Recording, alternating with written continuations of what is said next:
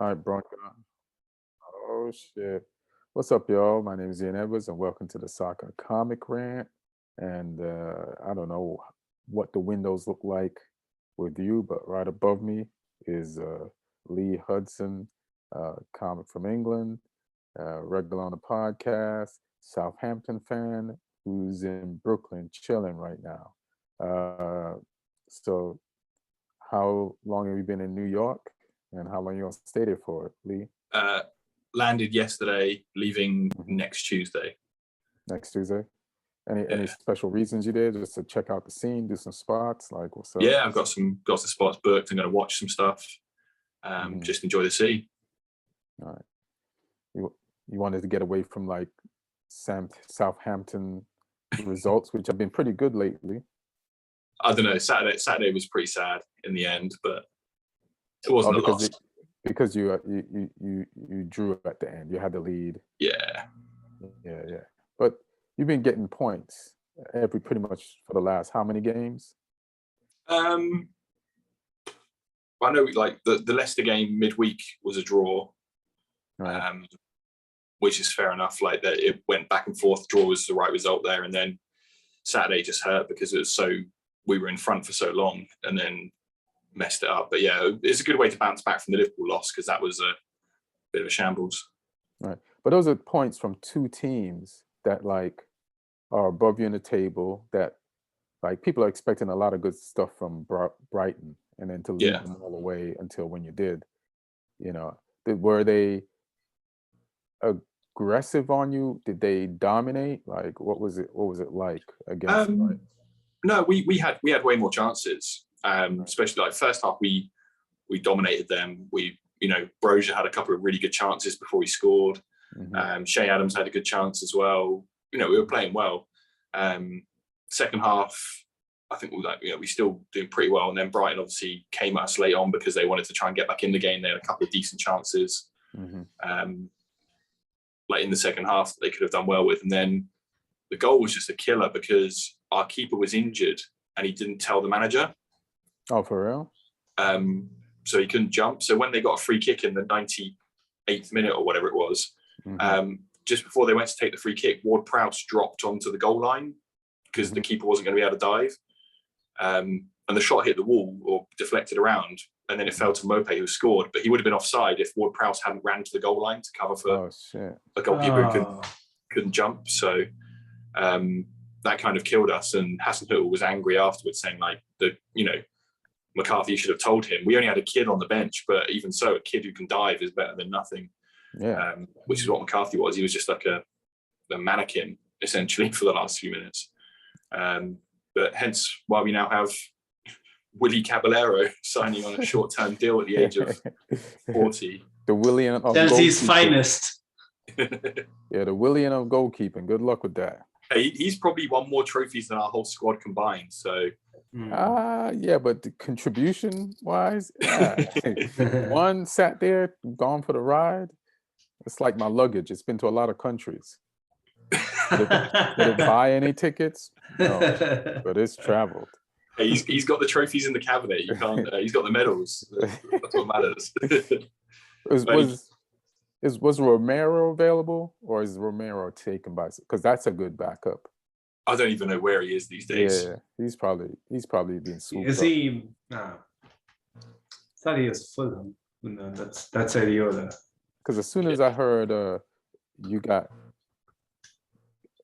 him, like I was like, Romero was like just. Plays for Venezia. Say again? He plays for Venezia, apparently. One of the bottom clubs in Syria. Romero? Oh, really? Yeah. Okay. Interesting. Yeah. What's up, Neil? Glad you could join us. What's up, fam? Chelsea fan from San Diego by way of India. Stand-up comic. Good times. Also, if you're watching on YouTube, like and subscribe, and leave a comment, ask any questions. Some episodes we respond to those questions, or if we don't, we'll read them and respond in the app or in the in YouTube. And if you're listening on iTunes and all things comedy or what is it? My Omni Studio. We appreciate you. Keep listening. And sponsors on the volleyapparel.com, and we have some gear. So if you go to the link below in the YouTube, you'll see the 3 t-shirts that are available for purchase for Soccer Comic Rant there. And Martin may join us. So, man, is there anything else you want to cover on the Southampton tip? Because you're not going to be here for the entire podcast. Yeah, no, I'm just upset we didn't beat Brighton. I know they're a good team, but we should have won. But yeah, that's football. You got to keep going, even if the ref does decide to add an extra game on top of the actual game. You're pretty salty about that. Yeah, I don't know. It was probably our time wasting that caused it, but yeah, you never know. Yeah, and then you have Arsenal coming up. Yep. And what do you think of your chances versus Arsenal? I mean, I'm not overly confident just because they've improved a bit, but they're still weak. Like Everton exposed them quite a bit. I know they won it late on, but Everton had a lot of chances in that game. So I think they're there to be got at, and the way Arteta wants them to play with the ball might suit our pressing. Oh yeah. So we could get something, but just away from home against a bigger team. I'm always confident we might get a draw, but I don't think we'll beat them. But we'll see. Oh, do you use the 4-2-2-2-2? Yeah. You need to get used to that. I mean, I like it already. I like it already. What do you see like similarities when you saw like the United game on Saturday or Sunday or whenever it was versus Crystal Palace, and compared to how your coach Hudson, who learned to coach under Rangnick, our coach? I mean, it's early days for you guys. Like, he's only had like a few sessions to try and really get it across. But obviously, you're doing it with a higher caliber of players, so the results should come quicker. I mean, Palace is a tricky one, and you've kept a clean sheet, and he's turned. Rangnick is turning Fred into the best attacking midfielder in the world now. So Fred for the Ballon d'Or. That's it, fresh for the Ballon d'Or next year. That was a great finish. But yeah, I mean, it's interesting. Like he seems to have got Ronaldo's buy-in as well to the style, which I think is big. I think when like other players see Ronaldo like willing to adapt to something, then it means that we all need to get behind this. Right. I mean, there's a lot of advantages with Rangnick and Ronaldo. Like, it's like if you're Ronaldo, no matter how much you've won, the way to start the season off the way you did, or to the point where you had to get rid of Ali, you went to United to win something. Like, you're probably, with his type of personality, do anything to win. So that's a good advantage for Ralf, to have him at this stage when he knows he's not getting younger, and he's going to give it all. Also, listen, if Ronaldo insists on playing a lot and can't keep up with the intensity, and he gets injured, that also plays into Rangnick's like plans, because then you have Cavani and other people who can press and do the job until Ronaldo gets injured, because you're going to have to get other players like some playing time. So it feels like you don't want Ronaldo to get injured, but if he doesn't, you have to. I know he's probably the best in shape 36-year-old in football history, but if you don't willingly take a break, then Mother Nature might make you put you on one. So either take a rest, a game or two, or he might get injured, and then we still have like backups for him. But just to jump to the United game for a minute, like, it was we've had a pretty decent run, and based on Ali getting fired and the 3 games under Carrick, and salute to Carrick, man. He that Arsenal game. The people are funny. They say in the Arsenal game, because we did the podcast last week before the Arsenal game, right? Mm-hmm. Yeah. So they're like, we didn't control the game, but it's Arsenal. You know what I mean? They've been on a good run. They beat the teams they're supposed to beat. They're gonna take their chances, but I just feel like, and yeah, we let in the goal under bizarre circumstances, Yeah. and Yeah, it's strange. Yeah, it's pretty strange goal, right? And you know, which is funny. Like, what if your goalkeeper saw that game and was like, "I'm not gonna say I'm injured. I'm just gonna keep playing," and then it still hurts the team anyway, like you said at the end of the thing. But yeah, so we got Ragnick and one coaching session, not even a full session, for them to have learned that much and improved that much, and for him to be impressed with how much they they jumped to to the level or the direction that he wants. That's pretty good. I'm still going to be apprehensive. It's a long ass season, but like a really good start after the just shambles we was in. This main shambles. What do you guys think about like what's happened so far with the last few games with United, especially against you, Neil? Because some of the points we got, one of the points we got was against Chelsea, and then now. I thought you guys played really well against Crystal Palace, and I really like that formation.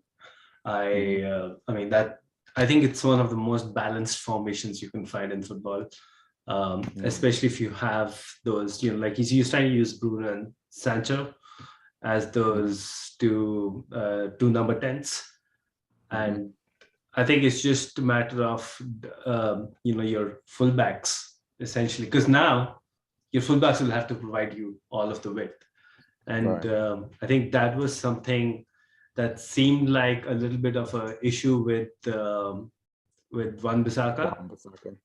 but Dalot's been a sort of a revelation. I don't know if he could still call somebody who's been here for a while a revelation, but he's been a bit of a surprise packet in these last couple of games. But yeah, I really like that. Actually, I mean, I've been thinking that there's a good chance that we'll see that at Chelsea in a while, because Tuchel's used that formation at PSG a fair bit, but we haven't seen that at Chelsea yet. But I mean, I think in a top team, when you're trying to like dominate the ball and create a lot of chances, it helps having that formation where you have four folks, who can both create and score, plus the two fullbacks, so that's six who can arrive in and around those dangerous areas. But you also have the solidity of the two DMs who are holding forward. So it was kind of interesting to see like Ralf Rangnick on the touchline. He's a very I think that professor name kind of comes through. You can tell why he's being called the professor. He has this pretty languid. I've heard that Arsene Wenger was like that when he first came to the Premier League. So, like what? Like you have your theories on the game, and you're trying to you're playing chess. You're kind of orchestrating a chess move. You're not really being that expressive on the touchline. You're a little more languid, and he showed it on the goal though. He released a bit of emotion on the goal. Yeah. I mean, it's a first goal, so he will. What? Go ahead. But I mean, I was not really that impressed. I know Carrick got some points, but I was not that impressed seeing United versus both the Arsenal and the Chelsea games. But there wasn't really much to expect. Like, you just try to survive those two games and get to the new regime. So from that point of view, I think Carrick did well, and it looks like Rangnick has found formation where he can get all the the guys that can threaten from United in playing in the same system, while also not completely feeling that you're susceptible to every counter attack that's coming your way. Right. So I feel like the Carrick games kind of grew us in the direction because of the results, and then learning to team defend better under Carrick before Rangnick got there. is the perfect step to like embrace completely like the next level of what Ragnick wants. So that I also give credit for that. Also, the media always likes to stir trouble up. Like they say things as if they don't understand football. So, like even you kind of mentioned, like Wan-Bissaka might be in trouble. Nah, we have a squad, and you're gonna need players to refresh. And I'm not saying you. I'm just saying just the way they say, like Wan-Bissaka is gonna be in trouble. You get like, listen, man. Nobody was playing this way a week ago. So we're gonna rotate players. Like Shaw's not in trouble. He'll have more breaks, and then when he gets in the game, he'll be fresher. And Tellez will get. We know now. We know we have a Tellez. Now we know we have a Wan-Bissaka. Let's find out if we got a Bailly. Let's find out if we got a Lingard. Let's find out if we got a what's his name who just came in. Phil Jones. Nah. Let's not find out. Lingard. That's our Caballero. Lingard could actually play one of those sort of those 10 roles, because you have to be able. The players he plays in those roles, they have to be able to play on the inside and the outside, which is why Sancho is perfectly suited for it. But I think Lingard could do really well there as well. Yeah, I feel so too. Yeah, and you know, I mean, anytime a new manager comes in, it's obvious that there is going to be some losers and winners from the squad point of view. Like it doesn't make any sense if that doesn't happen, because something was not working. Something about the combination, the formula being used by the previous guy was not working.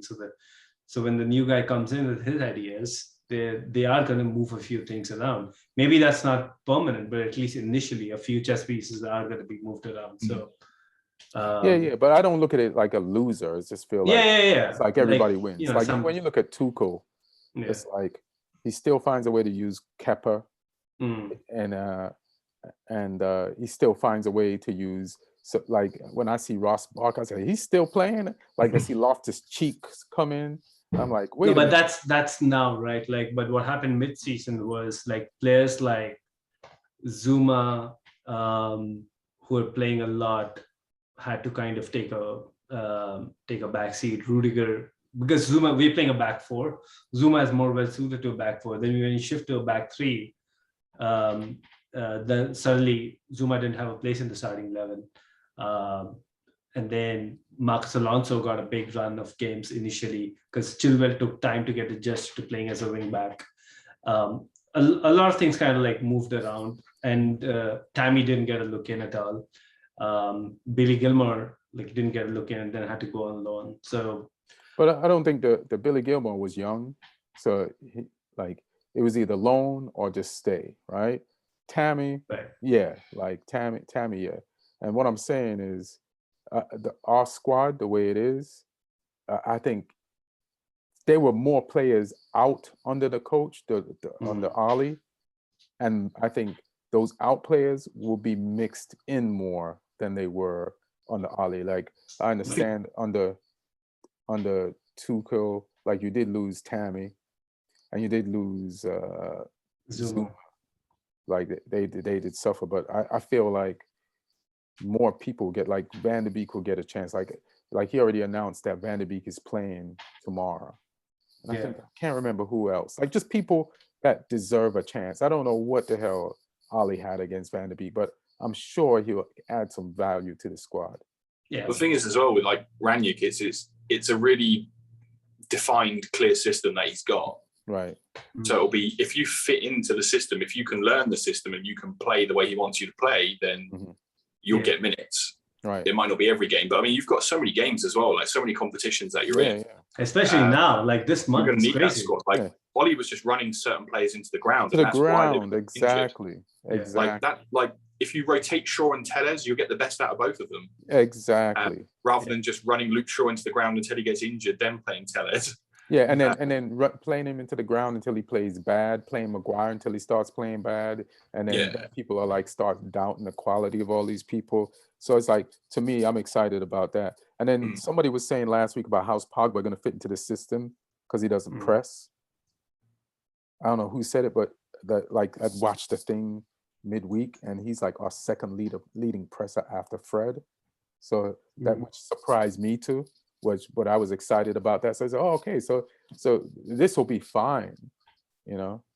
This will be fine or even better, yeah. It's where Pogba plays as well, because I think he's capable of playing as one of the two DMs if he, depending on who he's paired with. Like, you couldn't put him and Bruno as the two DMs. You could put Pogba next to Fred there, but also Pogba could play one of the two 10s as well. Right, perfect. So there's two potential roles for him in the team. Yeah. I'm sure some people won't get in, but I'm think more people will get in under Rangnick because of the time we don't have to get everybody fit. It's not he didn't come at the beginning of the system at the beginning of the season. And it's just like I feel like when somebody's not fit, or he feels like they'll take a better accountant for the stats and the miles that people are logging and actually use those things and be like, all right, it's your time, it's your time, it's your time. That's how I feel anyways. The game against Watford after international break, some of the players Ollie played, I'm like, come on, man, they tired, bro. And this is what you get. It's interesting that he's brought a sports psychologist in today as well. No, we need that. Yeah, but in my opinion, every team should have one. It's interesting that there wasn't one, and he's decided, like, yeah, we need someone for this as well. Yeah, he said he's had one since like '98. But also when I was like looking up videos on a German coaching badge, right? Like sports psychology was like a big part of it, and like dealing with the mind of players, like, and it's not in the UEFA license, but it's a part of like getting a German license. So it's like it's good to, and that's a part of the reason why I was like, let's get a German coach, because the badge is so thorough. Yeah. The badge is so thorough. So you want to, it's margins, right? Yeah. You want all that, and if a team was kind of mentally fragile, you'd have to like, if you had to pick out the top 5 mentally fragile teams in the league, Man U would be on that list. And that's not the list you want to be on. Anybody else have anything to say about Man U before we move on? And this week's match against, and our schedule, we got Young Boys tomorrow in Champions League. We owe them something. They beat us up there. I'm angry at this team that was just trying to do what they had to do to survive in Champions League, but I'm mad as shit, and I want them to get theirs when they come to Old Trafford tomorrow. You guys are through, right? And are you guys through as number 1 already? Yeah, right now. Is there any way you can be? I feel like there's a way to not top. Well, Villarreal plays Atalanta, so Villarreal will have to win. As long as you guys draw, you're through. So as number 1. I want that win, bro. Yeah.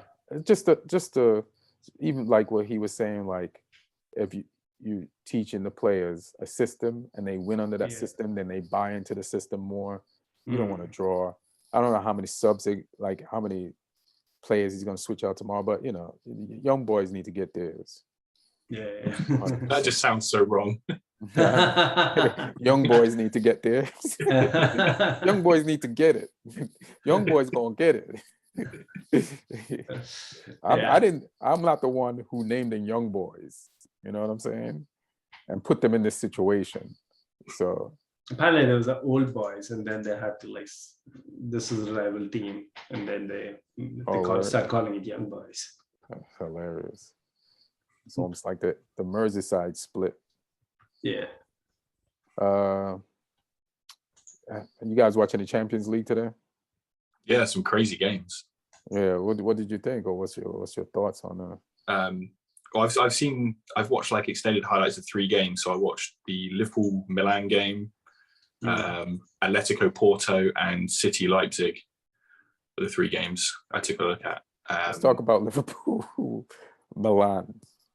And I know Neil wants to talk about Milan. Milan gave it a good go. Obviously, Tomori scored, which is why Neil probably wants to talk about it. Yeah. But Tomori also fucked up for one of the Liverpool goals as well. So it was a bit of a mixed game for him. But Milan had the chances to go through. They were just a bit sloppy at the back, and both goals with the goalkeeper parrying shots out for rebounds as well. Yeah. So they probably won't be too happy with that. But Milan gave it a good go, but Liverpool were just clinical when it mattered. Origi popping up in those big moments again. He only does it. He only does winners. Legend. Yeah. He's one of those guys, but he's almost like the Solskjaer. When Solskjaer was a player, he's like the Solskjaer of Liverpool kind of thing. Who plays way less games. It's a sub, but big goals. Yeah. He is. I was thinking about that. That's funny. Klopp said this week, it's like one day, hopefully, Origi will get a coach that will play him more.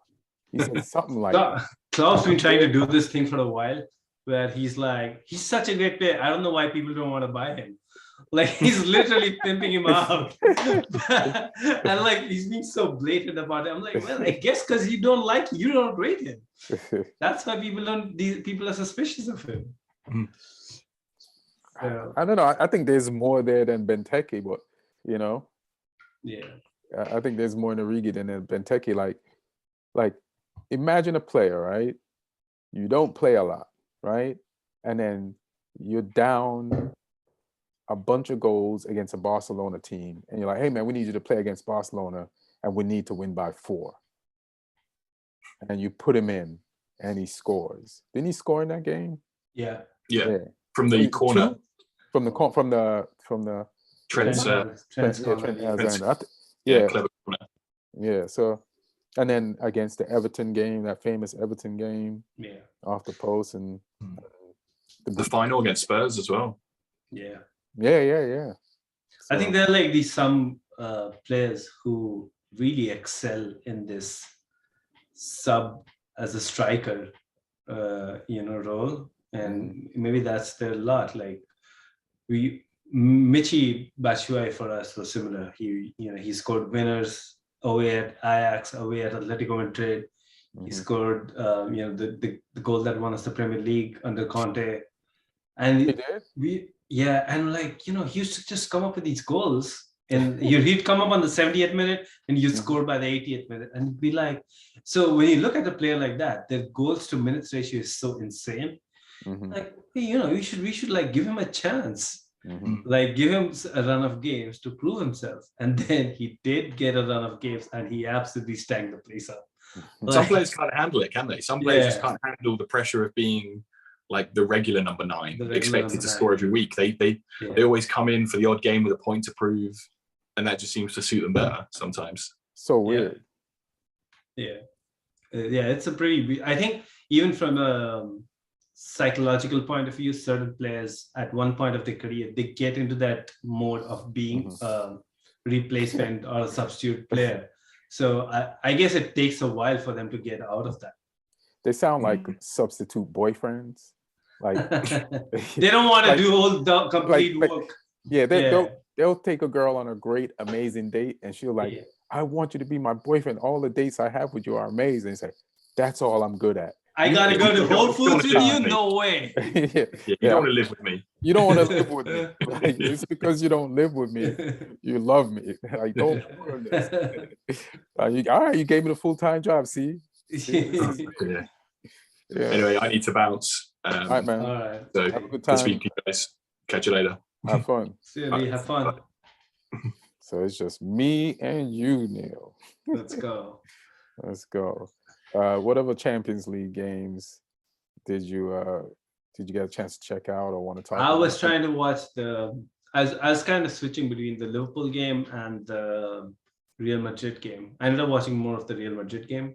And what did you think? No Benzema. I mean, I was trying to see if Hazard still has any legs, but he came on like pretty late, and he has to have legs to carry that fat body he's got. But Vinicius is looking dangerous. Like, he's a proper problem right now. Yeah, he's looking dangerous. I think he's like, reached that level where he knows finally, like, all the hype and the him being touted as the next big thing from Brazil and all of that, it's kind of coming together now. He kind of knows what he can do. And he's not afraid to take people on. He's not afraid to pop up shots, make those risky chances. He probably feels a little more settled in the team too. He was kind of running the game for a while. So it was really, and I actually don't even think Inter played that badly. I thought Inter played pretty decently initially, especially when like Madrid got their goal. I thought Inter was the better team at that point. But Madrid just the class, and the second goal by Asensio was was a pretty good goal too. Yeah, Cruz's goal was crazy. Yeah, that was crazy. That goal was crazy, and then like you're saying, like Vinicius is like, it's like, did Inter? Let me go back to the Champions League. Like, did Inter need this? Inter was already through too, right? Or no? I mean, I think Shakhtar No, they didn't qualify. They didn't qualify. No, they did. No, that's AC Milan. That's AC Milan did. Yeah. Inter. No, Shakhtar. No, sorry, Sheriff. So they're through. No, Sheriff drew. So so Inter was through before the games. Yeah. I'm looking at the wrong thing. I'm looking at Yeah, it looks like Inter was on 7, Sheriff on 6. So yeah. So they were safe. I think I'm mixing up the Liverpool game with the. I would hate to be the manager of Shakhtar Donetsk. Because they finished the league with the group stage with 0 wins and 2 points. Like they couldn't beat Sheriff in both games. Right. They couldn't they couldn't even draw. I think they drew once, but they couldn't beat Sheriff. So that's pretty damning. Sheriff goes to Europa. I think a lot of these teams like Shakhtar, they at least expect to go to the Europa League. Well, they didn't have it. They just didn't have it. Liverpool beaten. Go ahead. Atletico did the great escape. Yeah, but when I was watching this, and I'm watching the CBS guys in the studio, like Suarez got injured, so he had to come off, and they were like, Atletico is definitely not going to go through now. That's what they were saying. And I'm like, why would they think this team, with what they've won, the Spanish champions, not go through? They still have like so many capable players. And then, first of all, I just want to clown Suarez for his dramatic exit, like crying as if the whole thing is over and it's his fault and it's on my back and I'm sorry. It's like, hey man, you got teammates, bro. They've all won shit. Calm the fuck down. And he's crying on the bench. And then you have a Griezmann. You got a bunch of people. Like, relax, bro. That's pretty like undermining what Griezmann and the others can do. Yeah, absolutely. Like he wouldn't do it if he was in Barcelona with Messi and stuff. No. Yeah, exactly. It's like, relax, bro. Like your team is pretty capable. They're the champions. And it's Porto, but it's Porto. Yeah, I know it's Porto, but it's Porto. Right? Yeah. Liverpool, just them like winning a game where they like their whole back four was like was like, so when the first goal got scored, I was like on them. I was like, all right, so what you get when you got a new back four? And then what's his name? What's the Japanese dude? I forgot, can't say his name. Like he kind of like Minamino? Like Minamino kind of like underlay, like ushered the ball past him on that cross so that the Liverpool keeper had to make a shock save, and then the rebound fell to Tomori, your boy Tomori. But then Salah, and then they changed. Like, let me see Liverpool's midfield in this game. They had this kid today. Oh yeah. Yeah, they had this kid. I think Taylor or what's his name? Martin. Let me see. Did he start or did he come in? Tyler Martin. Tyler Martin, 19 years. Gee. And then Takumi. So an Oxlade-Chamberlain, who's like the Origi of the midfield for Liverpool. Like, Yeah, he was good today. Yeah, he was good today. But Hmm. that's a whole new back. The back four and the middle three, pretty like Much bad. Yeah, the second string. I mean, because this game didn't matter to Liverpool, right? They were through, and they're through at number one regardless. Actually, like some Liverpool fans I know, they were surprised that Mane and Salah played the game because Yeah. they are their most important players, and you don't want to risk an injury in the inconsequential game. Yeah, that is, and sometimes Liverpool be up in a game and like you won this game, it's 3-0, and those guys will still be on the field. And I was like, this is bad management, but it so is it they refuse to come off? Like, does Klopp know something we don't know? It's like it's like then you're gonna add them traveling to the African League of Nations. Like you should, like when you're up in those games, you're gonna need some people that have some playing experience when they're gone to like get those people in the game.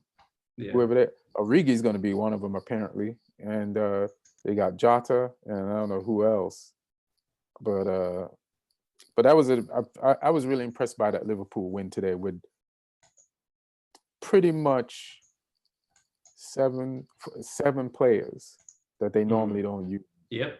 Like, well, I think it's eight. Really. Eight. Yeah. Yeah.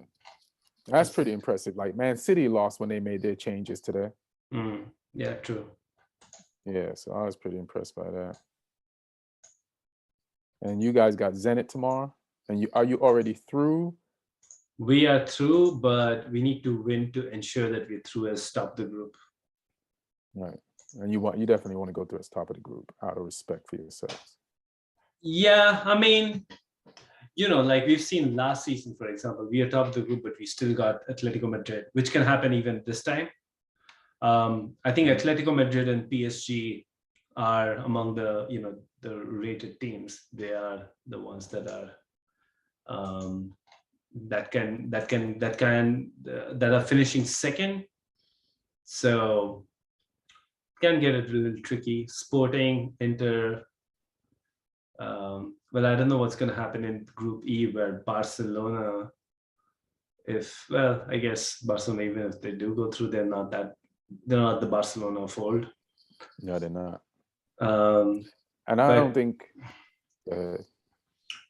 But yeah, you definitely want to finish first, because then you also get to play the first game away, so you get to play your second game at home, the decider at home. So I think these small things kind of matter. So I'm pretty sure Chelsea would want to go in hard. It'll be a strong team tomorrow, because I don't think they want to take any chances. All right. You want to keep your momentum going. And you want to change our momentum. Momentum's been pretty bad of late. Well, how's your momentum in the Champions League? Is it different than the Premier League momentum right now? Well, we beat Juventus 4-0, and that's the last really good game we played. Oh, so you want to get back in there? Yeah. It's been three bad games since then. Who was it? Man U, Watford. this weekend. Watford. And then West Ham. Beat Watford though. Yeah, but it was a chaotic game. But you have to give Watford respect. They can look what they did to us. But you can't have like such a chaotic game. We got pretty lucky. Like all the luck we didn't have versus United, we kind of like got it back versus Watford. That was a pretty chaotic game, and I don't think we should have. I don't think Watford did a lot too. So that's thing that's really surprising. In the Watford game versus the West Ham game, they were completely opposite games.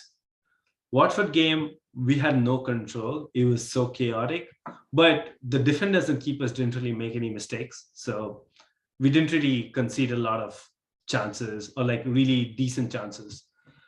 The West Ham game, I thought we had a lot of control in the middle of the park. And for most parts of the game, we were controlling. But the defense was like, and this is so new for Chelsea defense under Tuchel, like they were being split up by even half, forays into our final third, and like Mendy made so many mistakes. We could have like Yeah, conceded Mendy. 4 or 5 by the end.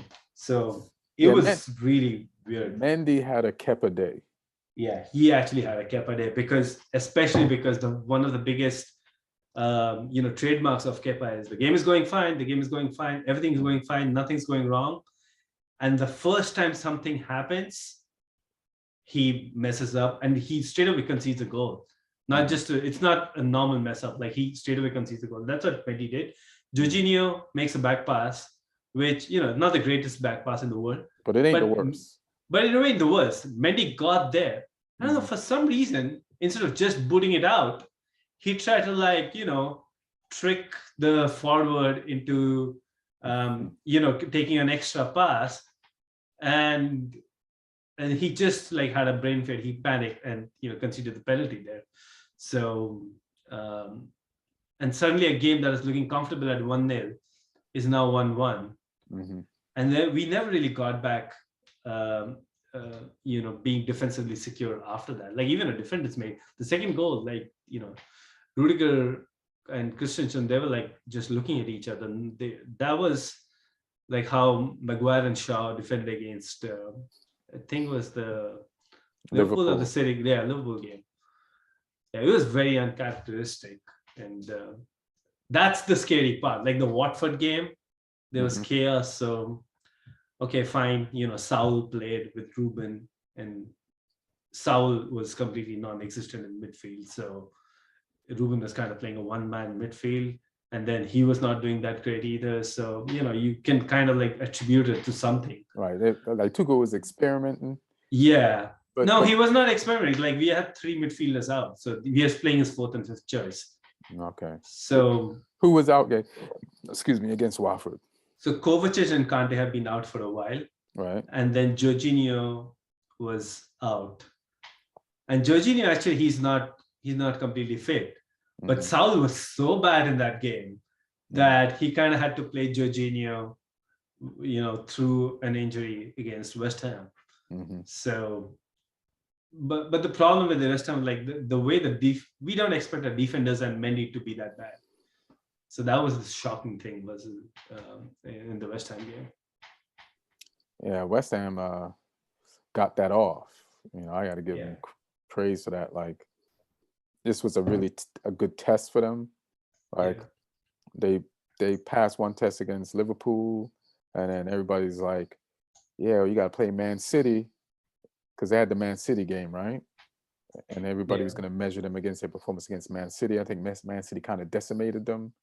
And then this was another test. Yes. And this was they did beat Man City in the League Cup, I want to say.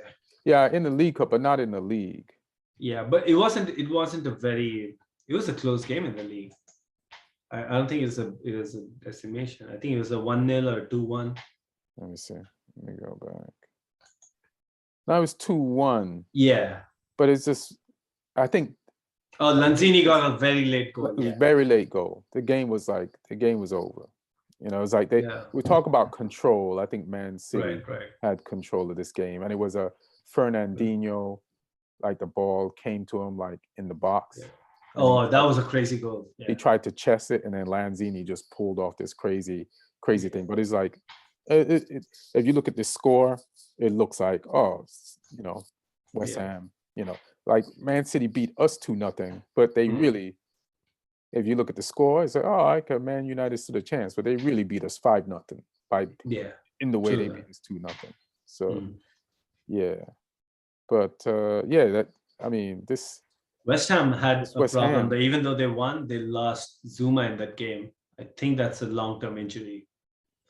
So, and they already don't have Obona, who's their other established centre-back. So now both their centre-backs are gone. That might cause them an issue going forward. Hey man, I can't cry for them. Because they're in 4th, and that's where we're kind of heading. Yeah. And they're 3 points ahead of us. We got a good coach now. Yeah. So hopefully we'll continue to win. And then Spurs is going to be tough because they got Conte. They won again this week. And they look, they handled Norwich. They just handled them. Like, it's the way you're supposed to handle Norwich. They dominated, talk about control. So, and then they got Arsenal right behind us in seventh, and they're gonna win some of their games. They play Lee and them this week. Hopefully, Lee and them can make them drop some points. Lee and them needed Southampton. So, yeah, sorry, West Ham. But a good game for them on this weekend. I need the top teams to drop some points. So we go on this run of like 5 to 6 games with like I would never diss any team in the Premier League. That's the beauty of the Premier League is any team can beat you on any given weekend or now midweek day because they got midweek games. And it feels like Christmas started early. Like there's midweek Premier League games. After this weekend, midweek, there's games. I'm like, did they move up Boxing Day? Because that's what it feels like in the middle of No, I think December's always been a little crazy, right? Because they need to fit in Champions League. And I think there's going to be FA Cup from next week. Yeah. Well, FA Cup starts in January. I know we play Villa on the draw on January 8th. So I don't know if anybody else starts before that. So then what happens next week? Is it League Cup? Because we're out of that. League Cup. Probably League Cup then. Let me check. There's a League Cup on, no, not next week, but yeah, like a week and a half from now, 2 weeks. Yeah. Oh, so maybe we'll get a training session in while that's happening. Yeah. Maybe Man, will get a training session in while you guys are dealing with that. Yeah, we'll get a break. Yeah. Trying to think about who else's performance today in Champions League. What about PSG versus? I did not see that game. Club Brugge. Bruges tied with them, and because of the tie earlier in this group stage, that PSG got like a lot of shit. People put up like how much Bruges. How much Lionel Messi's mortgage cost? Yeah, they put up all of that shit. Yeah, they put up all that shit, and apparently PSG is like, all right, we're gonna show you that we're worth all this money, and they what was it, 4-1? Bruges did get a goal, I think. Yeah, it was 4-1. Yeah, but Mbappe, like early Mbappe, he did not wait. He scored the first goal, like man, the caressing, the way he caressed that ball into the net under pressure, as calm and composed after the goalkeeper. I think that was after he took the first shot and the goalkeeper parried it, and it's just the finish on that. And then just like maybe I think people think Mbappe is just like some piece of raw talent, and he hasn't developed like the striker instincts of like a veteran like Ronaldo or Lewandowski, but this guy, the way he ran the line, you know how like Richarlison be offside half the time, and you're like, Richarlison, come on, man! Richarlison took you 3 goals to score 1 goal. You know what I mean? Like, and you're like, all right, maybe Richarlison's young and he'll have to learn. And then there's other players like that are constantly offside when they don't have to be. But like Mbappe, like the way he played the Bruges defense to stay onside for the second goal, like just the precise movement, and you have to be calm not to be offside because you're worried about not being able to get the ball, and you're worried about your teammate not seeing you enough, and just the moves involved of that is like pretty mature for some guy who is like a raw talent guy, Yeah, I think with Mbappe, it's the way people judge him is a little skewed, maybe with good reason, because he does play in a league where PSG is out by far such a different. PSG is kind of like playing in their own league, and then there's 19 other clubs playing their own thing. So I don't really know how much of value has to be added to the goals he scores there. And then when it comes to Champions League, every season these guys start as the favorites, and there's so much pressure. And it's like a new manager every season, a new superstar every season. So, and it's not like Mbappe kind of helps the narrative a lot too, right? Like he kind of, every time he gets sub, he started behaving like Ronaldo did at 27, 28 at 20. So when he gets subbed. Yeah, like we never used to hear about Ronaldo being a star boy when he was at United, when he was Mbappe's age. We hear that about Mbappe right now. And he's not happy when he's subbed. But what good player wants to be subbed? No, but this is a team game. You still need to be. You can't be every time. You can't be smashing a bottle every time you sub. And there are a couple of, I think. And don't sub him. If you like bottles more, than the World Bottle Federation sign a petition to make sure he doesn't get subbed. But no, I think a couple of images that came out from the previous games against Man City, where Mbappe is kind of like kneeling down to tie his laces in the middle of the game with the game's in play. I don't know, like he is a great talent, and he is, an accomplished goal scorer, but he needs to still fix a few things about his game before. 22, man. Yeah, and that's fine. So that's what I'm saying. There is a certain train of thought that he is the complete finished product. Right. I don't think he is. I don't think he is yet, but yeah, I don't expect him to be, and I think people do expect him to be. I think Neymar gets a lot of unnecessary stick too. It's like when people want to criticize Neymar, they forget everything he's accomplished, or they'll put those accomplishments on, like, well, he was playing with Messi at PSG, but Messi. Maybe not. But actually, that Champions League was more Neymar than Messi. Exactly. And then did Messi win a Champions League after that? No. Exactly. Yeah. So it's like, I know Neymar be rolling around and it's annoying, but I've seen games where he does go back and defend and they act like he didn't do anything. And I've also seen games I've seen games when he play hard, he goes for it and he gives effort, and then the media would be like, yeah, man, Neymar didn't do anything. It was such a disappointment. And it's like, it's one of them damned if you do, damned if you don't. He's one of them damned if you do, damned if you don't players. And being on a team with Mbappe is like, hey, man, Mbappe is 22. Like, he just broke the record today for scoring 30 Champions League goals. I don't know if it's a record, but he scored more Champions League goals at 30 than Messi has. At 20, you mean? Or 22?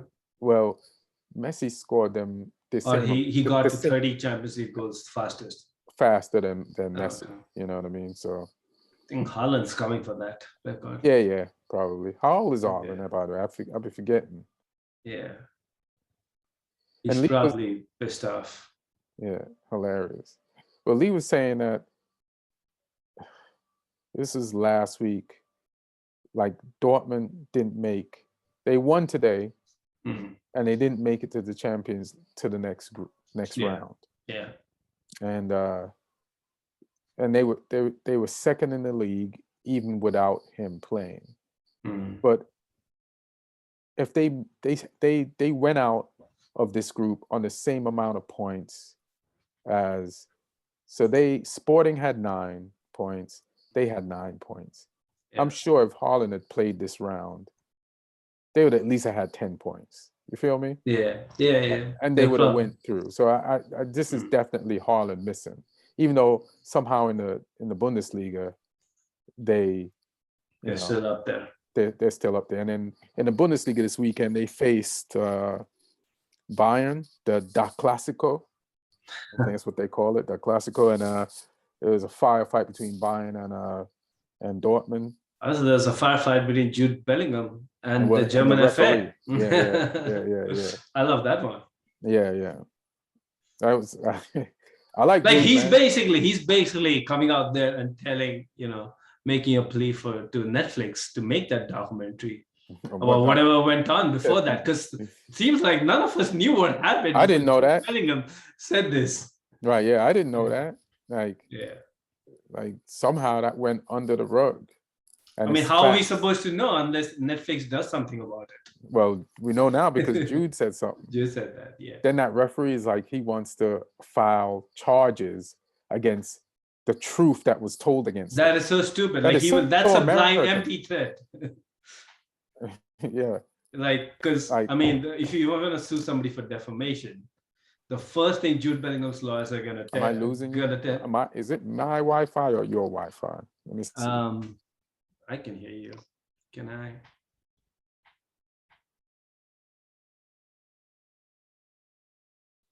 Oh. Yeah, now I got it. Okay. Let me back. Okay. So what were you saying? So I was saying that, if you sue somebody for defamation, I think the first thing Bellingham's lawyers are going to tell him that the biggest defense against defamation is the truth. File for discovery on all those documents about the investigation. And do you really want all of that to come out? No, you don't. So it's a empty threat. Yeah, let's have a trial about the thing that you didn't want anybody to know. No, let's do it. Let's have the trial. Like, nobody knew about this thing. Jude brought it up. So let's have a trial of you trying to sue the person for bringing up this thing that actually did happen. Great job, Ref. So let it all come out. Yeah. And I see the FA has fined him, which kind of tells you where it's at, because if this was actually defamation, they would have banned him for a couple of games. But this is going to be, speaking of awkward moments, like this guy is going to continue to be a ref. Oh, yeah. And then you're going to tell me he's never going to ref a Dortmund game ever again. And it's not just Dortmund. Every time he puts his whistle to his mouth now, some guy on some team is going to be like, yeah, of course. I just think it's going to be more awkward to ref a game with Jude again. Oh, yeah. Like the guy that called you out in public. But like, good for Jude, good for like his spirit of like wanting to win.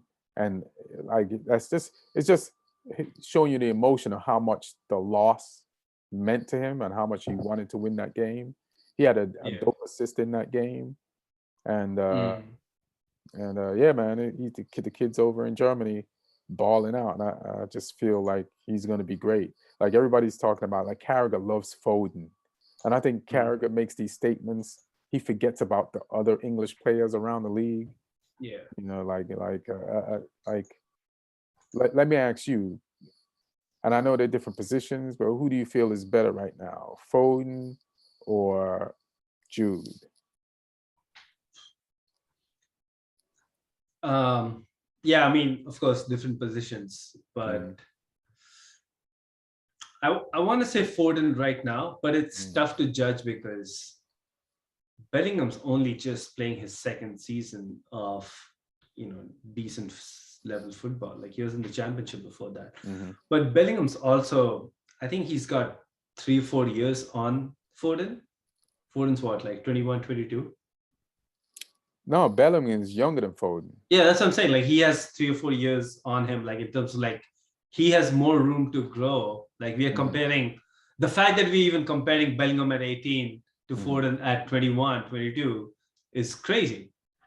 Here's another crazy thing. Like, Bellingham has been so consistent since he got to Dortmund. He might have played more games than Foden has for Man City. He might have played more games for Dortmund than Foden has for, like, Man City, because there's so many other players for City.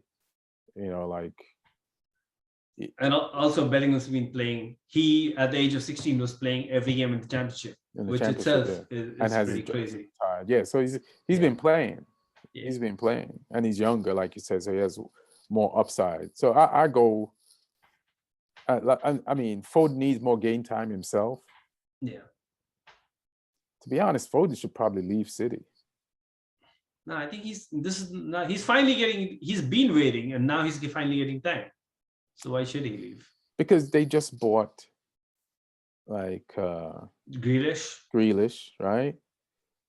Sterling plays left too. I think Sterling's gonna leave. Right? So he can play. And then do you have more kids coming up from the academy? Yeah, but I don't think they're gonna let go of Foden. Foden's like their Mason Mount. They're not gonna let go of him. They're not gonna want to because they always want to have that academy player. And he's like that's guaranteed to success and be maybe one day the captain of the team. So yeah, I feel you. But he's so young too. You know, he can be like in the team for the next 10 years. Right. When they start losing after Pep leaves, and he's just like there. Yeah, Foden's 31. Yeah. Stockport Iniesta. Stockport Iniesta. That's what they call him, bro. Oh my God, that's crazy. I like that. I like that. Yeah, it's a Stockport Iniesta, bro. Don't trip. Oh man, yeah, it's hilarious. I remember, like in one summer, we apparently bought a Messi from every country. Like we bought the German Messi, and then I don't even know Marco Madden, some guy. He's supposed to be the German Messi. Yeah, it's crazy when people come up with these names. That's funny. That thing made me think of two things. We have a song about Ruben Loftus-Cheek, which at one point goes Lewisham Balak. So he's from the Lewisham, I think that's a neighborhood in Lewisham, London. Lewisham, yeah. So he's called Lewisham Balak. But what do they mean by that, Lewisham Balak? Balak, Michael Balak. Michael Balak. Oh, Lewisham Balak. Yeah. I mean, you know what? That might come to fruition, the way he's playing. That might happen. Yeah. Listen, first of all, Balak had a terrible time, if you ask my opinion, at Chelsea. No, he was great. He was better. He was the best free transfer we've ever had. Yeah, but if you have to put it like that. No, he was great. He had a couple of really good seasons. Yeah. And, you know, he was, for a guy who was already, I think, past 30, to give us 3 or 4 good seasons, he was great. He won the Premier League with us. He was amazing that season. No, I mean, his problem was he didn't get to play a lot because, you know, he was vying for 2 spots, and it was him, Lampard, and Essien. And Lampard would almost always play. So he was kind of like... You couldn't take playing time away from Michael Essien? Essien was great, man, except when he was injured, because he used to get injured a lot. That's when he, you know, but Essien was great. He was decent. Essien was great. Like,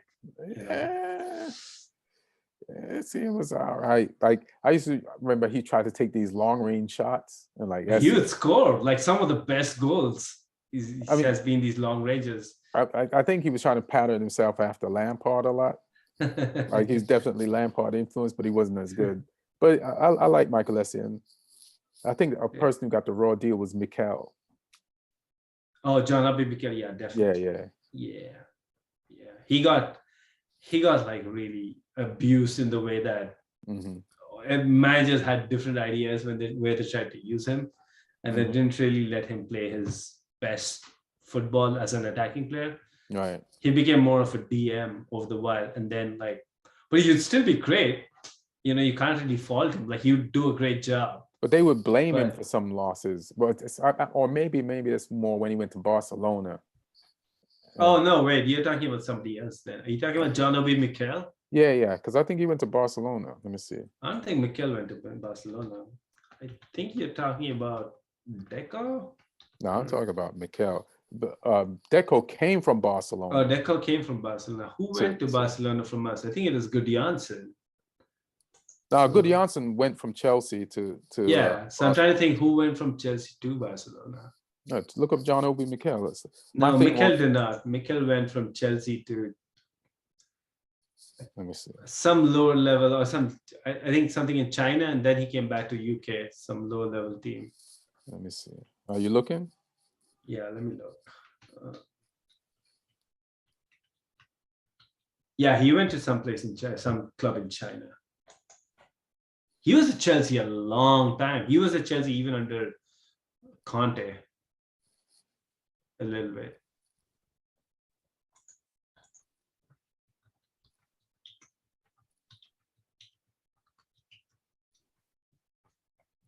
Yeah, I thought for some reason he went to Barca, but he didn't. So maybe I'm thinking about another player.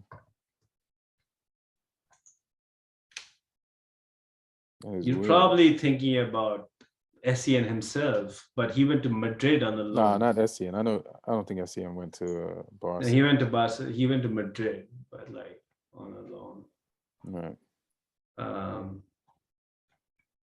Yeah, we haven't had a lot of players that went from. I think Gudjohnsen is the only one I remember who went from us to Barcelona. Barca, yeah, and they didn't use him a lot. Yeah, they don't use him a lot. I mean, they had so many players. Yeah, they had so many players. They had that. That's when they had Xavi and Iniesta. I think they played a Champions League game against you guys, and he killed it. And then they bought. Yeah. I think he just like, it's another one of what we have, and let's add that. And it just didn't work out. And you guys, like, he was kind of extra for you guys. He was great. Like, Gudjohnsen, Hasselbank. That's when I like really, really fell in love with Chelsea. Like watching them two play together. Right. That was a deadly front two. And back in the time when English teams would still play two up front. Yeah. That was he was quality. Under the current Watford manager, Claudio Ranieri. Yeah. Who is Chelsea gonna lose to this weekend? Who y'all got? Oh my God, we played this. We probably the worst team to play in such form, because Leeds, although I know they haven't been playing as great this season, but if you go by what the principles of the way Leeds play, they can really run you ragged. And we are having problems with injuries a lot, and some of our backups are really good, some of our backups aren't that good. So, they can really target a few players. Like if we have to like play Alonso and Saul again, maybe it could be a problem. Who's injured in your midfield right now?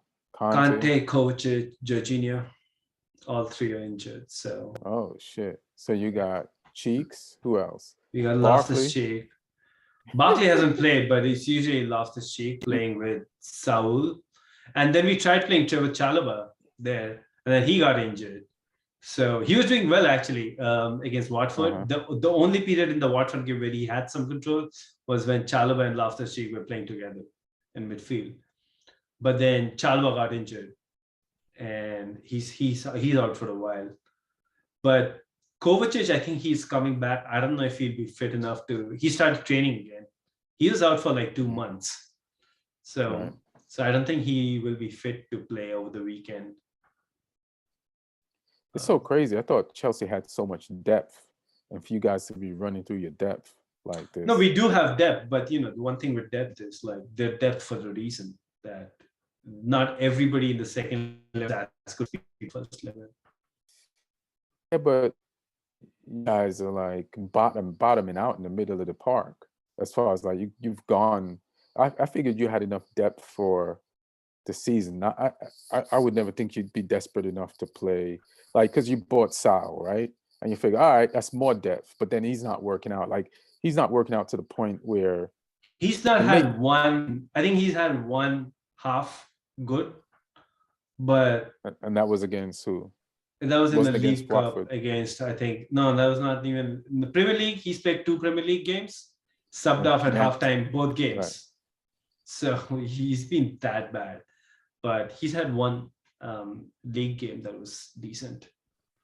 So, Jesus. Yeah, that's all right. I mean, the thing is, like, if you're gonna have injuries, every team is gonna have injuries. So I think the team needs to find answers and account for the holes and then be more solid in different areas.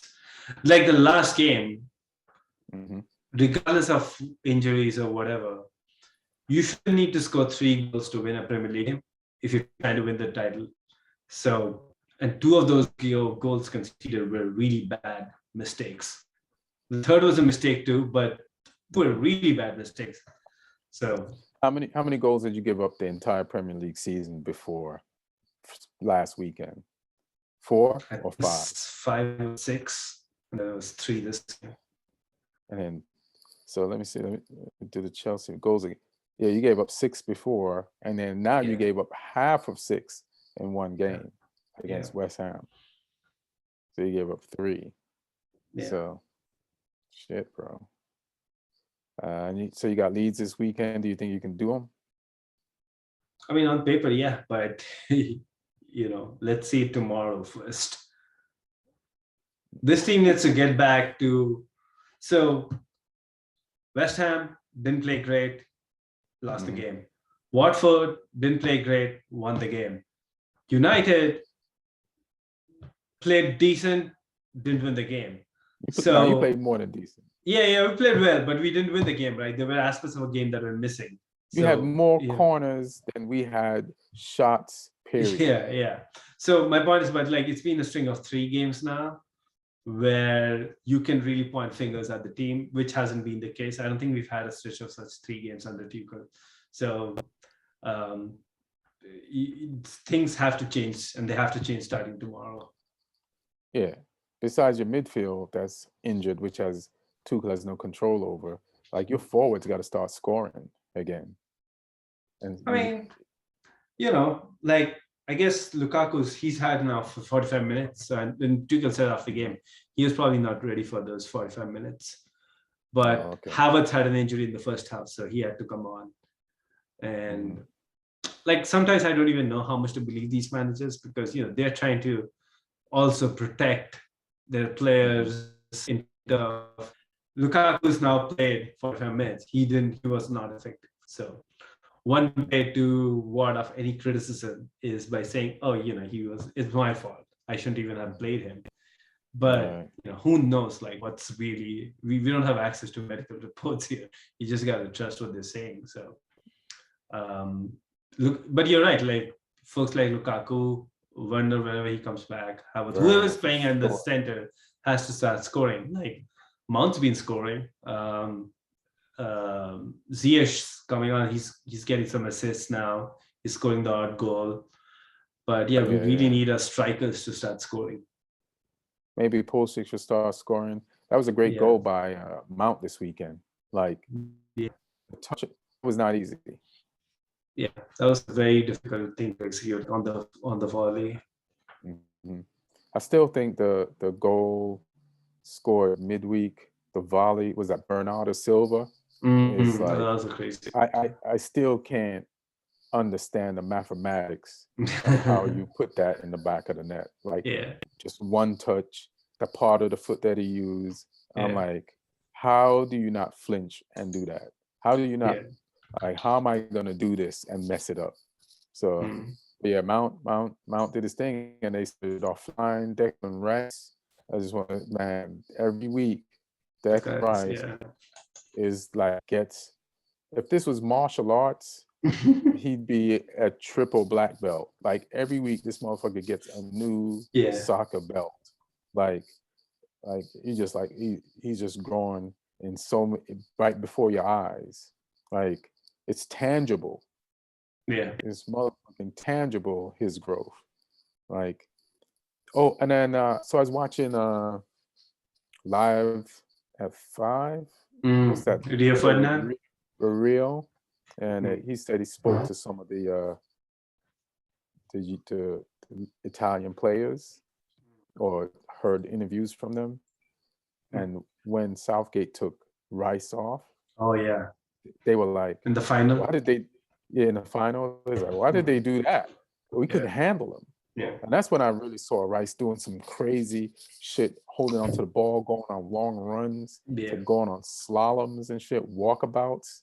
like he was Australia in the backwoods, fighting off snakes and vipers, and then I was like, wait a minute, where did this come from? And in the final, and he's added so much to his game. Every season, like he's adding more things to his game, and that's a sign of a really good, especially as a midfielder, because you're asked so many questions, and yeah, he seems like he's got it all now. It's gonna be a crazy summer. How much do you miss him? I really wish, like, he is the guy, and I think right now, and you need him based on the way you just described him. Exactly, he would be the guy. Kante can't play a stretch of games, put Rice in. Jorginho's feeling his back, put Rice in. He would be the. He's the guy that's like, Jorginho, how's your back? It's fine. No. You don't sound good. Just sit down. Rice, get in there. But I said it's fine. Nah, you took too long to answer. Rice.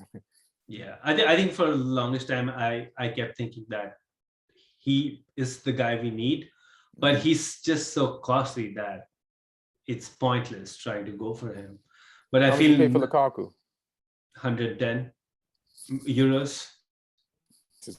That's what 100. But see, that's the thing. The thing with Lukaku was we did not have a striker that Tuchel trusted. So he got. So it makes sense to put in that much money.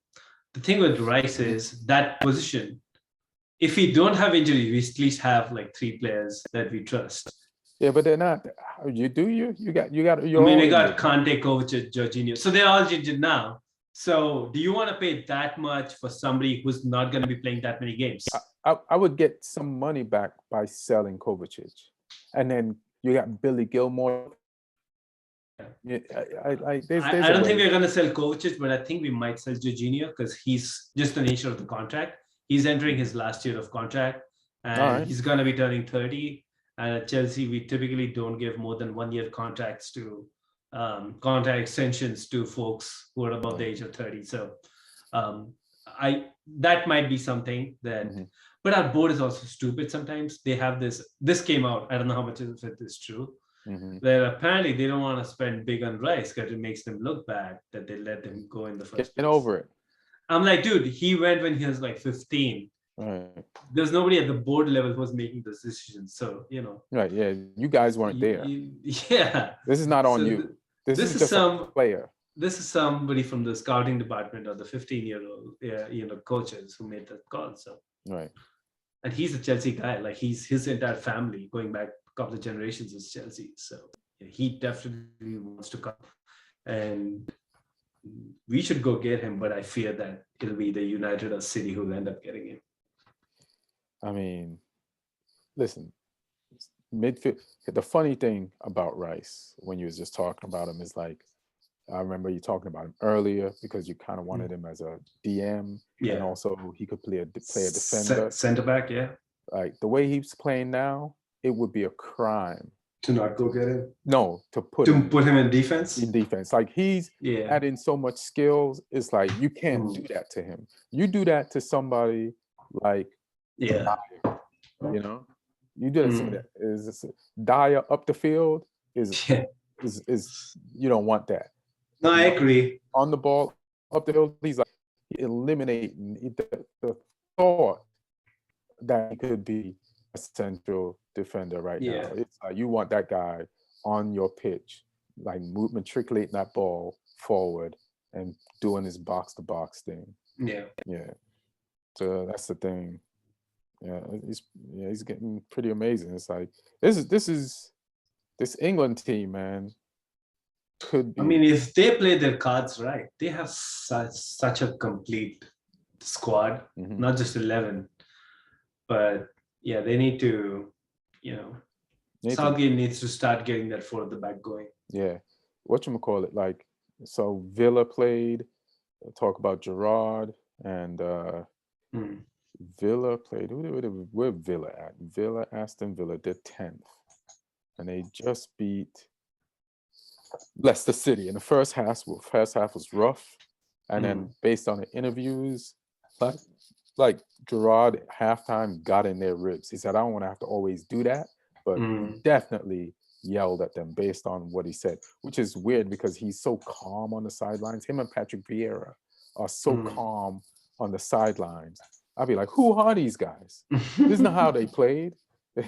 Like it's so weird. But then yeah, the real Gerrard came out in the locker room, and then they came out and like just they was a different team. Yeah. And but I'm really the last Villa game I've watched, and I realized how much depth they have. Like there's this kid they pulled out their ass. Let me see this kid. I'm gonna definitely trash his name.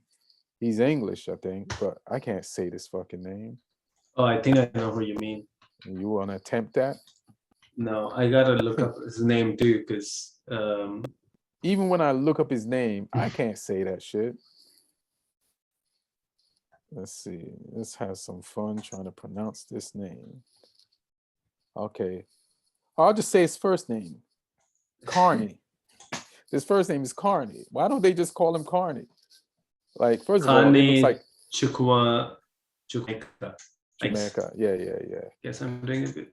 But yeah, he came on against City. Pressure situation, like intense team, and all his plays was composure, and he almost scored. And it got said. I think it was against City. Was it against City? That was a midweek game. But then, yeah, they have him. They have Sanson, Morgan Sanson, who was injured earlier on. But they have, like, Bailey's out.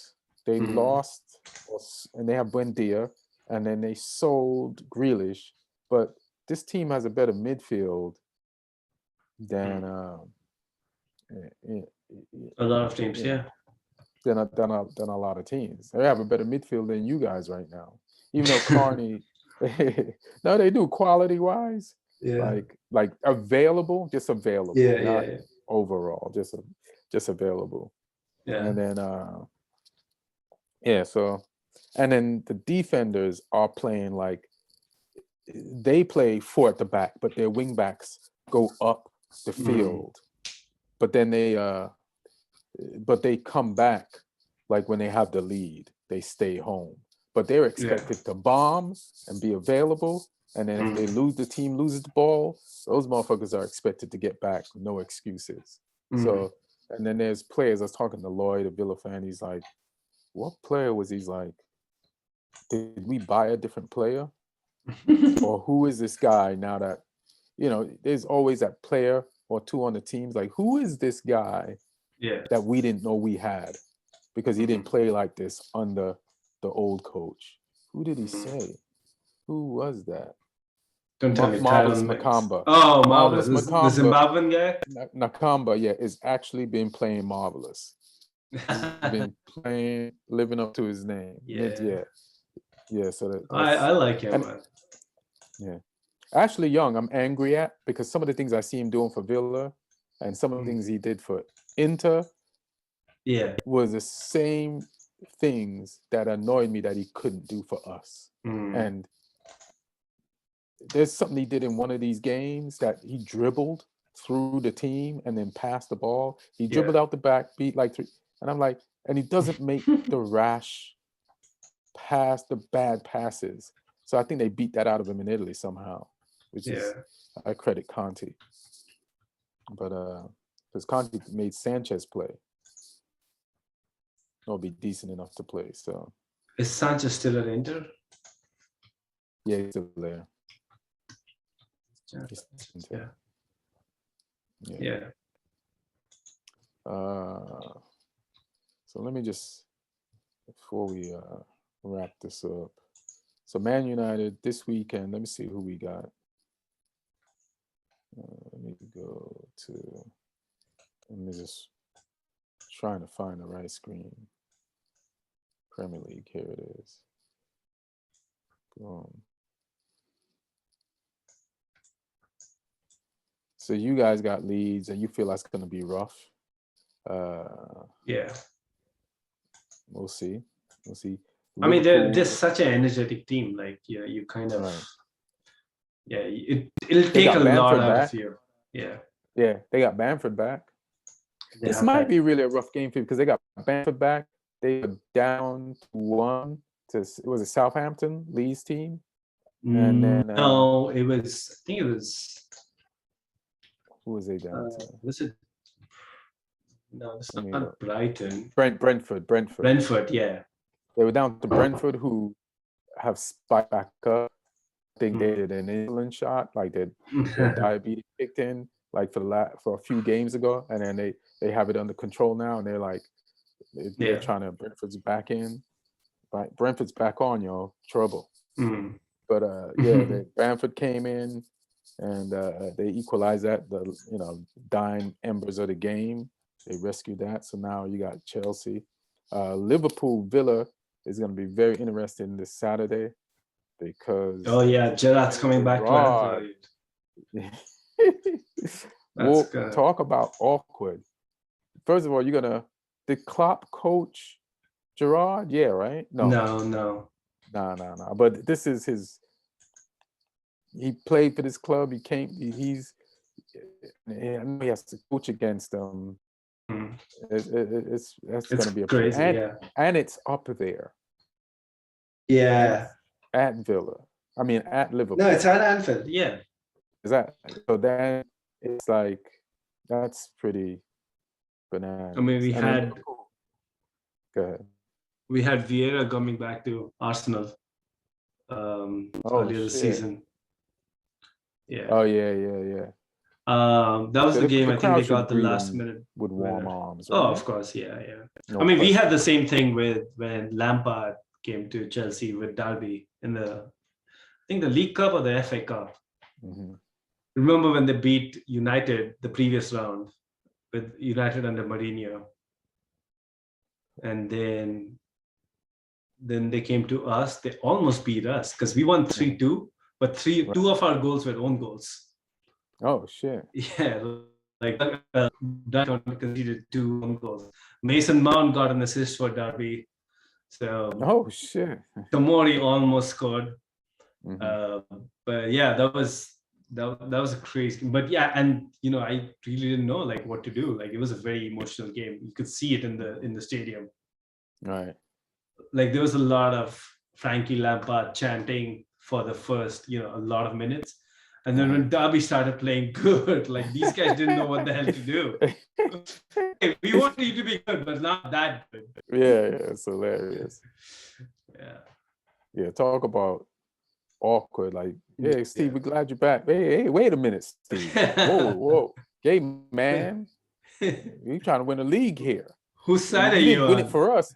You didn't win the league for us. Don't try to take it from us now. Come on, bro. That's fucked up. But yeah, Steve trying to prove. How weird is that got to be for Steve? Yeah.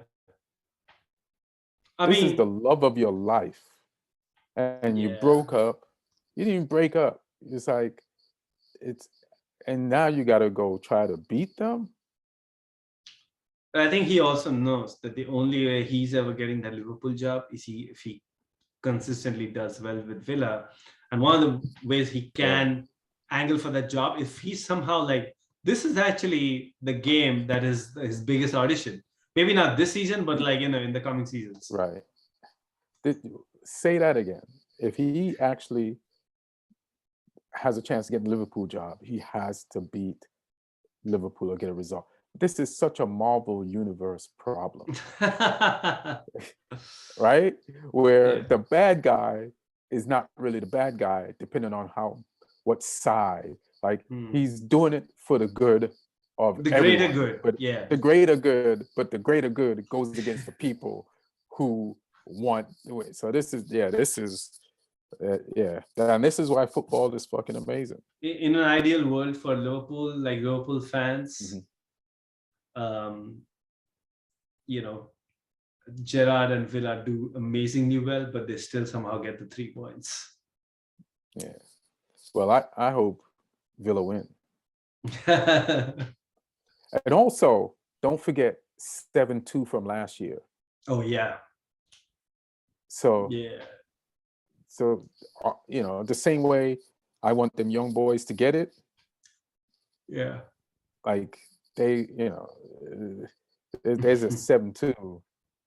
That there's a lot of players that want to write that 7-2. Yeah. So yeah, we'll see, man. That's going to be crazy. Man City Wolves. Wolves did some shit. Let me see what they did. They beat somebody. Nah, they lost to Liverpool. But then didn't they win a game? They almost, like, Liverpool scored very, very late, like in stoppage time in the with 94th Origi, minute. Origi, yeah. Yeah, Origi, yeah. That's what it was. They did so well. I thought they actually won, but they lost last minute with Origi. And then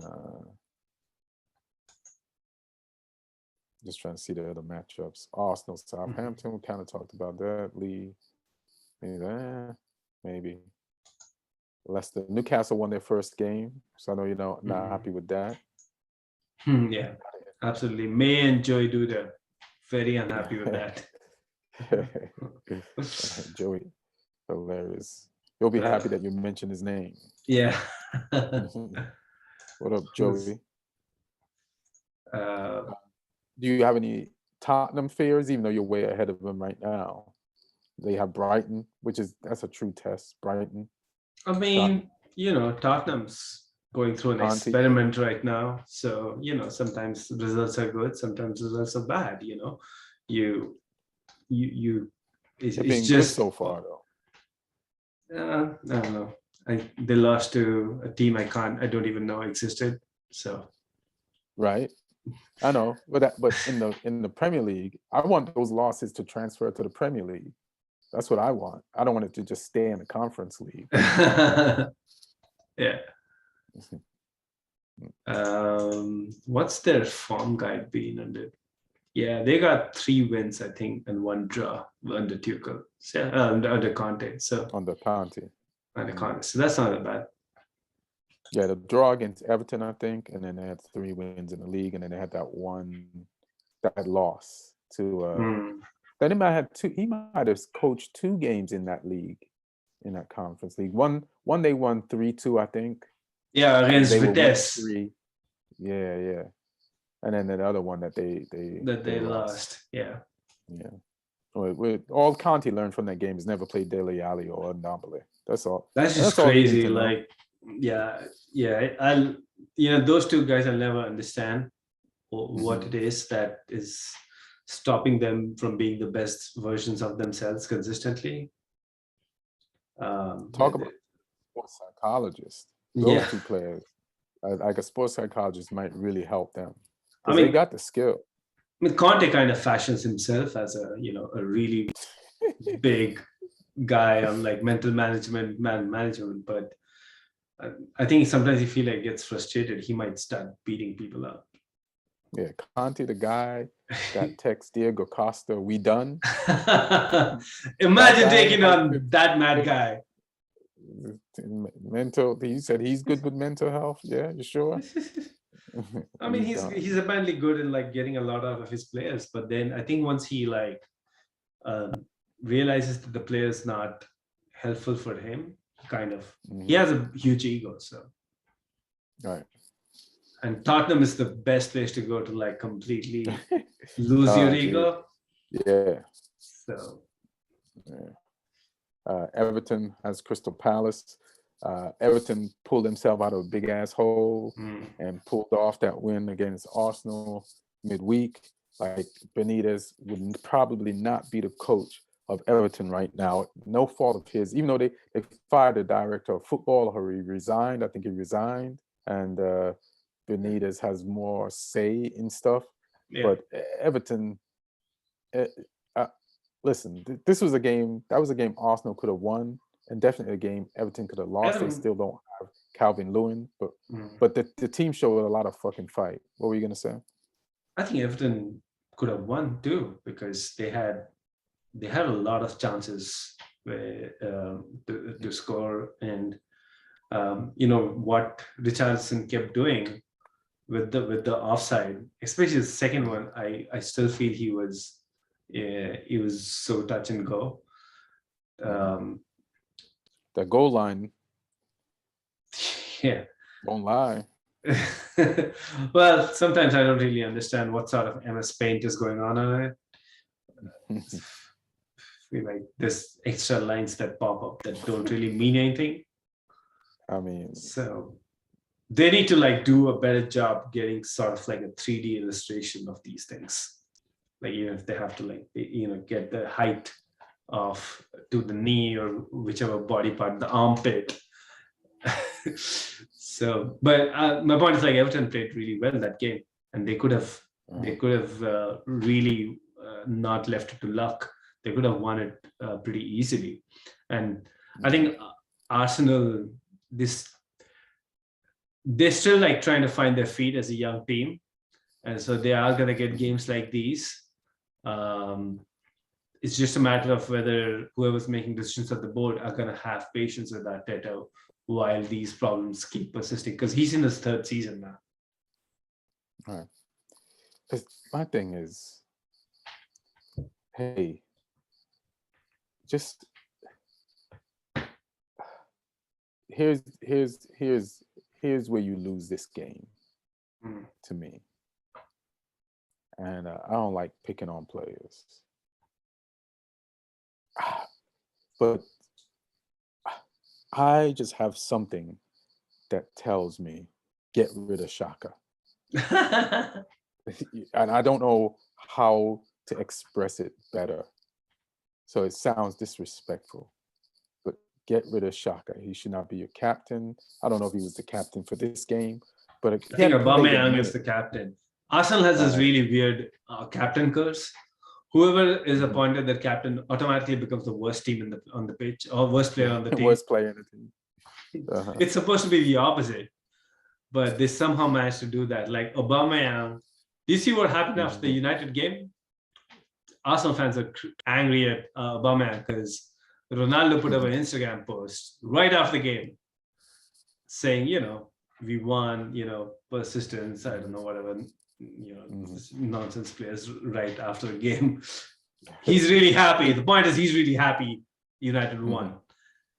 Aubameyang is not supposed to be happy about that, but he goes and likes the photo right after the game. Yeah.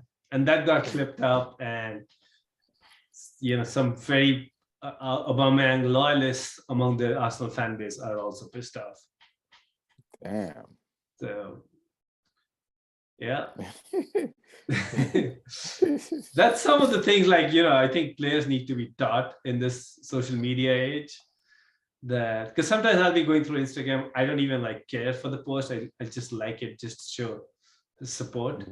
But Aubameyang, when you're Aubameyang and you're trying to show support, maybe Ronaldo's a friend, but you can't he's be an friends. idol. He's a striker. He's an idol. Yeah. You idolize him.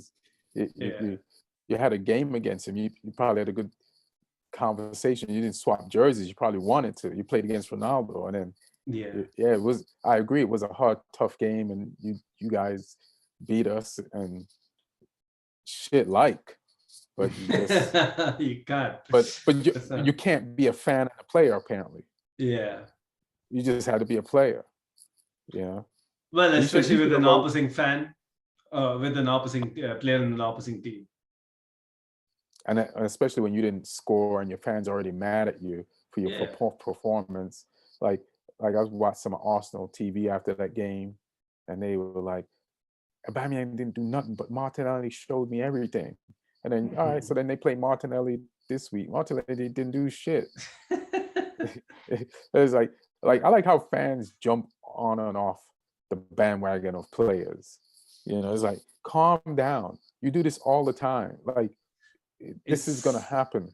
It's so easy because fans from most of these teams, the traditional big six, we've seen teams and players in those teams who have been consistently great. And when we come across periods when we don't see that, it's just that, why are you guys not able to do what those guys used to do? There's losing all context.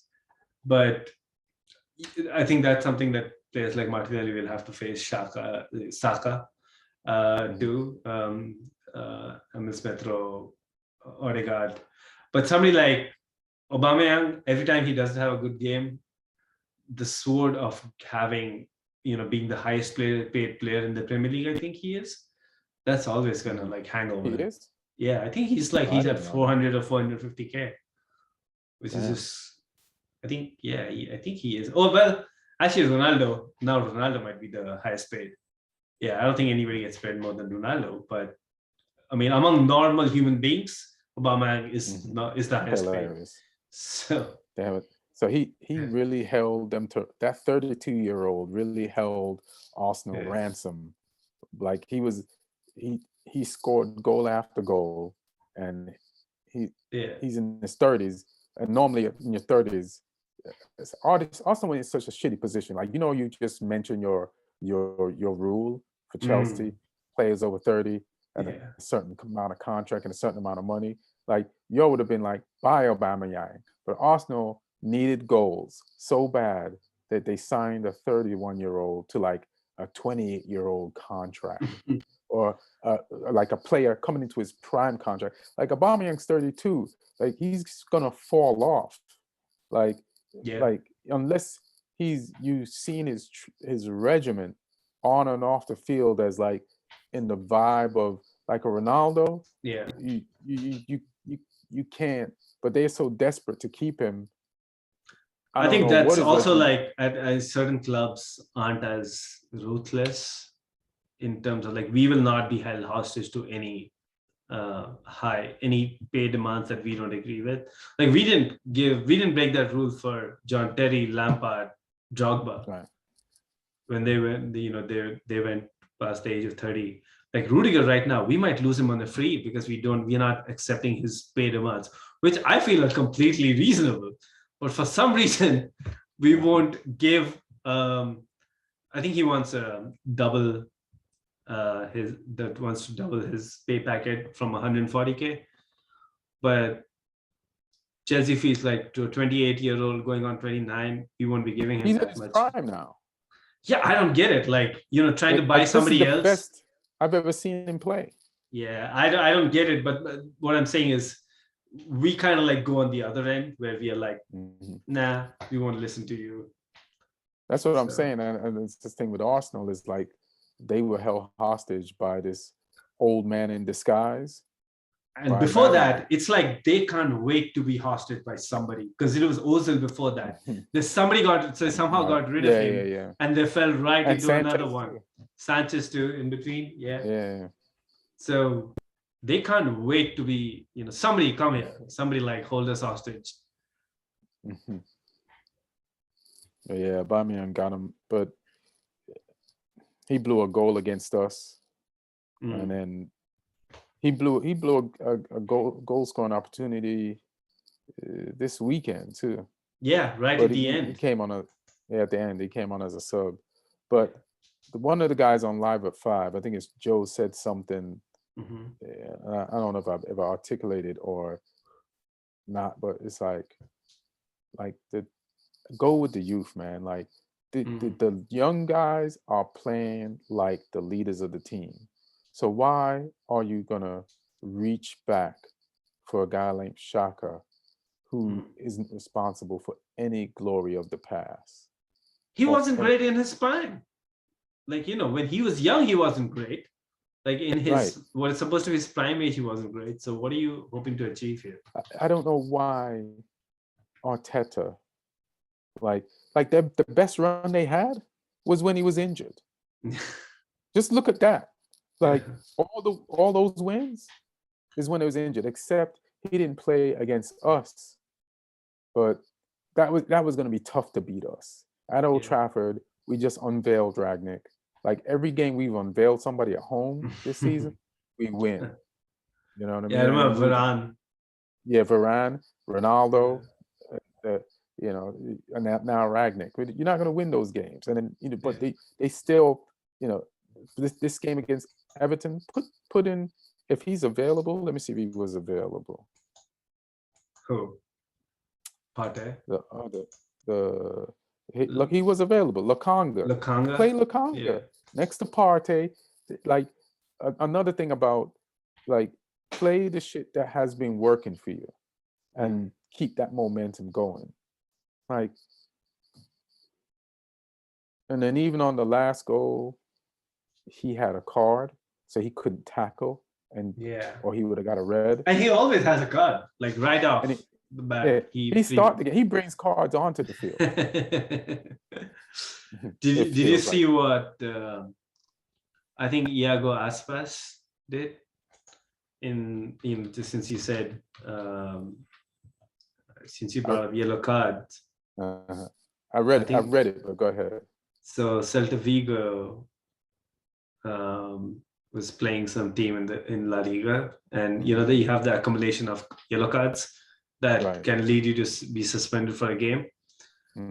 He scored, and he felt an injury. So somehow in that split second, he knew he was going to be out for a couple of games. So he just takes off his shirt so he can get that extra yellow and serve his suspension while being injured. Right. So I got a question for you. Yeah. So Pogba got a red in his last game. Yeah. Against Liverpool. Yeah, he can play when he's back. So he can play when he's back because he got injured on France duty. So it's like we wouldn't have used him anyway. Yeah. Because the rules have no way to know who's getting injured when. So it doesn't matter. And they're not gonna send somebody around and be like, hey man, are you really injured? you're not injured anymore. That means your suspension starts now. Yeah. You can't do that. Yeah. All right. I guess we pretty much covered anything. Is there anything else you want to talk about? No, I hope things get better across Europe with the Omicron variant, and I hope things don't have to go behind closed doors again. Some games did in the Champions League, right? In Germany? But Germany, yes. Yeah, I think tomorrow Bayern is hosting Barcelona behind closed doors. Well, that'll help Barcelona because we didn't talk about that. I sent Moa something. Did you send what Lewandowski said? Or what Muller said? Nah, what did he say? So you know how Lewandowski, Messi, everybody's agreed that Lewandowski didn't get the Ballon d'Or, right? And his teammates are really angry about it. So Muller said that, the world doesn't give us respect. We're going to show that we deserve the respect, and we're going to show it this week against Barcelona. Meanwhile, Barcelona players are like, what the fuck did we do? Like, Messi doesn't even play for us anymore. He's not he's not us. But he got it as a Barcelona player, not as a PSG player. Exactly. They're like, dude, if you want to be angry at us, it's fine if we at least have Messi on our books so we can offset that anger. Now, we don't have Messi, but we just have the anger because of Messi. This is crazy. Now we playing Messi's kids. They're going to kill Messi's family. It's like this is German narcos. This is German narcos. This is every kung fu movie. Saturday morning kung fu movie. This is the setup for we're gonna kill why. This is the Return of the Jedis where they killed I don't know which episode, but they killed all the young Jedis. This is what I sent Moa. Barcelona were 10 points behind Real Madrid when they appointed Xavi. Then Xavi changed everything in the team, implementing 10 rules, like 2 hours extra training every day, no late coming, no ketchup, cutting grass, and brought back tiki taka. Now Barcelona are 16 points behind Real Madrid. Oh my God! Did Moha leave you on read? Nah. He responded, but it's like I told him, man. It's like this haters gonna hate. Since he come, we are 2 wins and 1 in La Liga. Have you watched the games? Yeah, Moa. We've talked about me watching the games. I don't know.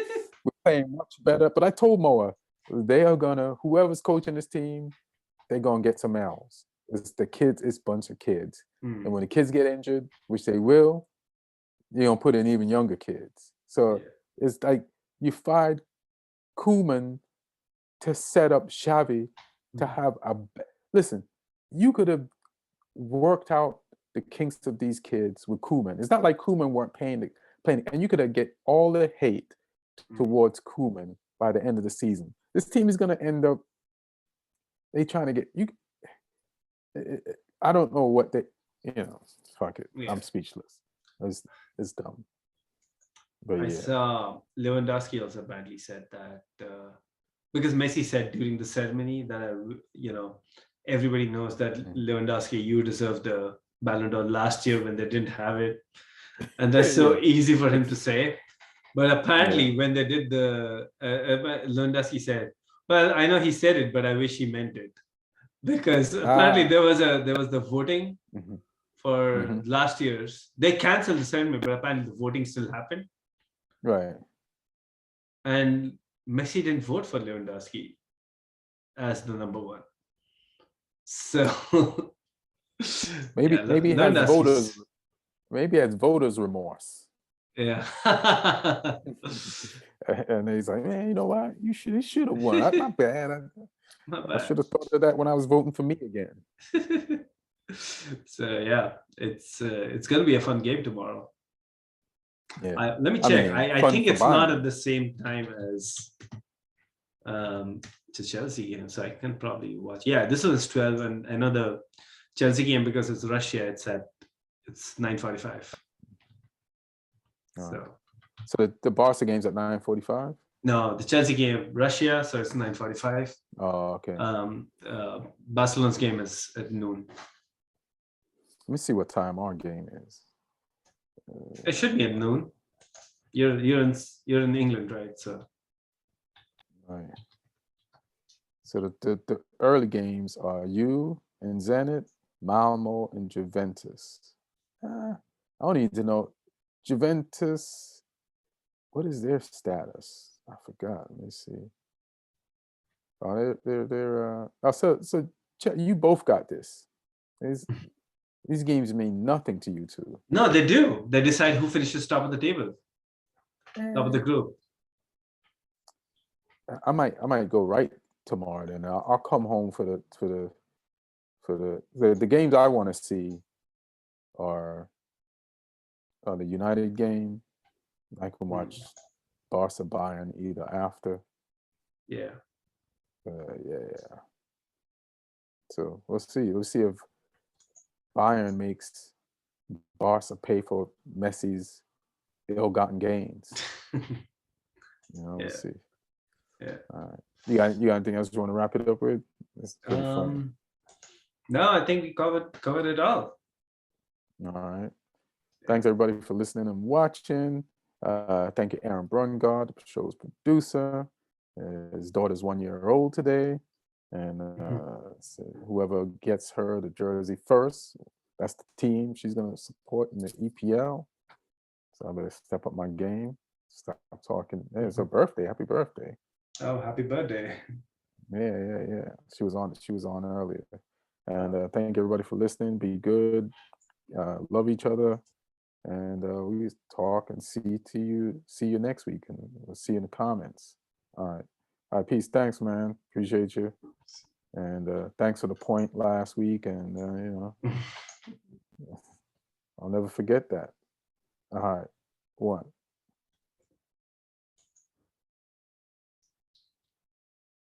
Would have been funny to have taken a photo in the middle of the show right before Lee left. Oh, yeah.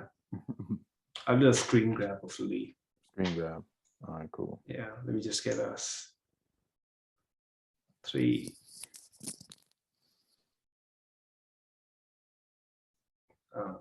Yeah, 3, 2, 1. All right, got it. Okay. I keep looking down and checking because I can't hear you because I took the headphones out. Oh yeah. So I was like, did he take it? I don't know. And then I'm ruining the photo. Oh, that's all right. I got you. All right, cool. Probably have to let Adam know to clip the last part. All right, cool. Oh yeah, because we didn't hear it. Because all right.